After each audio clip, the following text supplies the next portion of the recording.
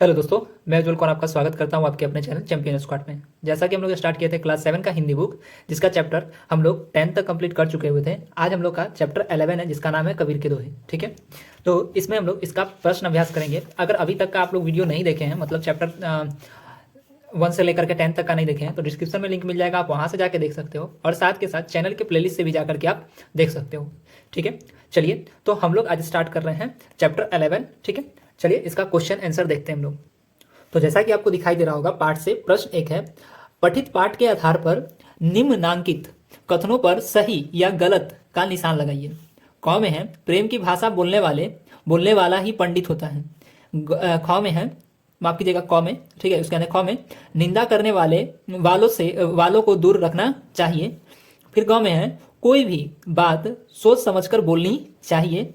उसके बाद में घ में है, सज्जन व्यक्ति टूटता जुड़ता रहता है, जबकि दुर्जन व्यक्ति टूटता है तो जुड़ता नहीं है। तो इसमें हम लोग को सही और गलत देना है कि सही कौन है और गलत कौन है। ठीक है, जैसा कि आप यहाँ पे देख सकते हो, ये सब चीज हम लोग लिखे हुए हैं पहले से, मतलब इसको हम कॉपी में उतारे हुए हैं। तो पहला है, प्रेम की भाषा बोलने वाला ही पंडित होता है। तो ये बात तो एकदम सही है कि जो प्रेम की भाषा बोलते हैं वो पंडित ही कहलाता है। ठीक है, इसी प्रकार से ख में लिख रहा है कि निंदा करने वालों को दूर रखना चाहिए। नहीं, कबीर कहते हैं कि निंदा करने वाले जो भी होते हैं उनको अपने पास रखना चाहिए। इससे क्या होता है कि वो हमें अपनी, मतलब हमारे अंदर जो बुराई या हमारे अंदर जो कमी है उसको वो दर्शाता है, निंदा करने वाला। ठीक है, तो उसको अपने पास रखना चाहिए। ठीक है, ये भी बात गलत हो गया।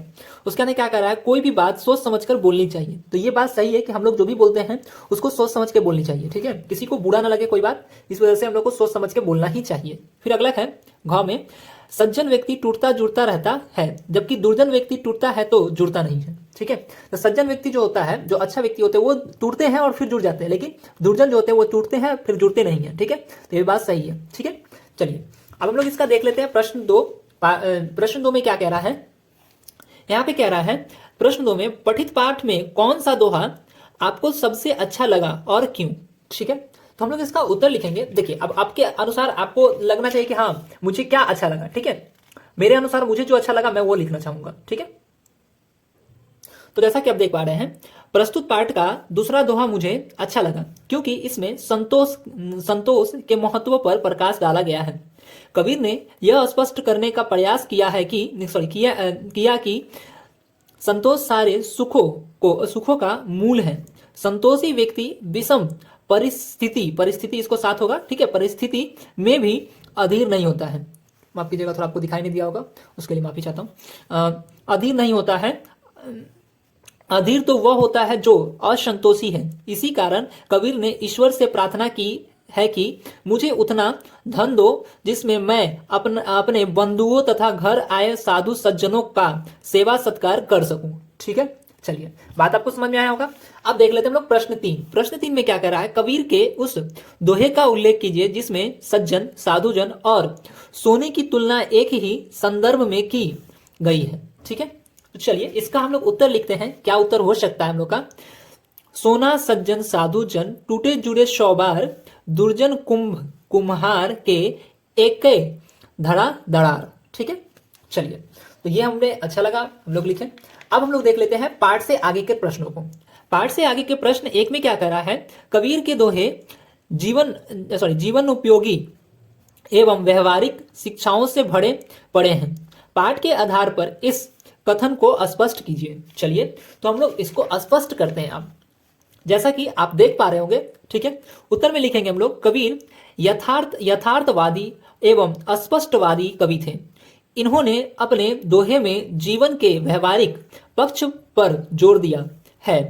इससे व्यक्ति में परिपक्वता आती है, फलतः उसमें मानवता विकास पाता है और व्यक्तित्व निखरता है।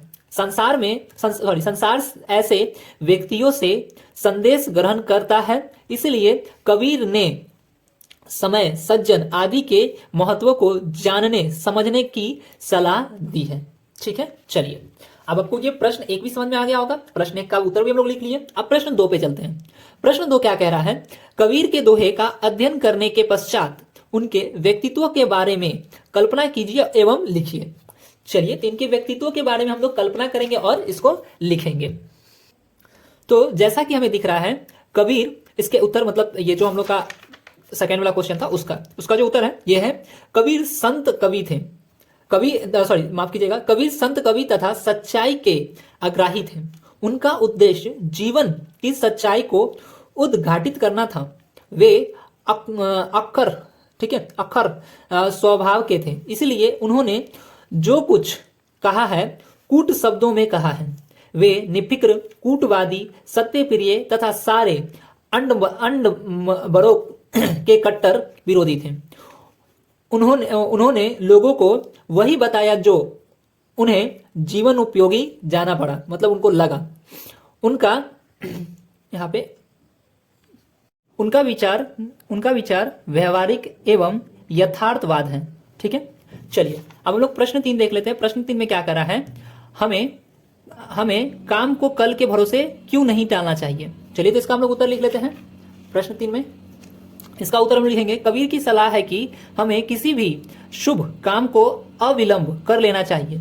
देरी करने पर काम होने में संदेह उत्पन्न हो सकता है, क्योंकि जब मनुष्य का जीवन ही अनिश्चित है तब भविष्य में कब क्या होगा कहना सर्वथा असंगत है। दूसरी बात, काम टालने वाला कभी जीवन में सुख नहीं पाता है। ऐसा व्यक्ति सदा अशांत रहता है। कल किसी का नहीं होता, इसलिए अवसर हाथ आते ही उसे कर लेने में भलाई है। ठीक है, चलिए तो अब हम लोग देख लेते हैं व्याकरण को। प्रश्न 1 है, निम्नलिखित शब्दों के पर्यायवाची लिखें। जैसे प्रलय का पर्यायवाची, नियर का पर्यायवाची, बहुरी का पर्यायवाची और आखर का पर्यायवाची शब्द लिखना है हम लोग को। ठीक है, चलिए तो इसको लिख लेते हैं पहले। चलिए तो प्रलय का हो जाए, प्रलय का प्रलय, नियर का नजदीक, बहुरी का दोबारा और आखर का अक्षर। ठीक है, चलिए अब हम लोग देख लेते हैं प्रश्न 2 क्या कह रहा है। कुछ ऐसे शब्दों का संग्रह कीजिए जिनमें जन लगा हो, जैसे कि दुर्जन, जनतंत्र। इसी प्रकार से हम लोग को और भी शब्द बताने हैं। चलिए तो इसको भी आप देख लीजिए। जैसे सज्जन हुआ, साधुजन, भजन, प्रेमीजन, बंधुजन, ज्ञानीजन और जन मानस। ठीक है, आदि शब्द हमारे लिए हो सकते हैं आंसर। ठीक है, अगला प्रश्न 3 देखते हैं हम लोग। दोहे की दी गई पंक्ति को नीचे दिए गए उदाहरण के अनुसार बदलकर लिखिए। ठीक है, जैसे उदाहरण देखिए यहाँ पे क्या लिख रहा है, जाति ना पूछो साधु की, मतलब ये लिख रहा है साधु की जाति ना पूछो। इसी प्रकार से क में क्या कर रहा है, मोल करो तलवार का, और ख में कर रहा है बुरा जो देखन मैं चला। तो इसका हम लोग को उत्तर लिखना है। ठीक है, चलिए तो हम लोग इसका उत्तर भी देख लेते हैं क्या होगा। जैसे मोल करो तलवार का, ठीक है, इसको लिख सकते हैं तलवार का मोल करो। ठीक है, बुरा जो देखन मैं चला, मतलब इसका अर्थ हो जाएगा मैं जो बुरा देखने चला। ठीक है, तो इस प्रकार से हम लोग का ये जो पार्ट था 11 ये भी खत्म हो गया। अब हम लोग मिलेंगे अपने अगले पार्ट में, जिसका नाम रहेगा जन्म बाधा, चैप्टर नंबर 12, माफ कीजिएगा 12। अगर आप लोग को वीडियो अच्छा लगा है तो लाइक कीजिए, कमेंट कीजिए और अपने दोस्तों के साथ शेयर कीजिए, और चैनल को सब्सक्राइब कर लीजिए, जिससे आने वाले समय में आपको अपडेट मिलता रहे। तब तक के लिए अपना ख्याल रखिए और पढ़ाई पे ध्यान दीजिए। बाय।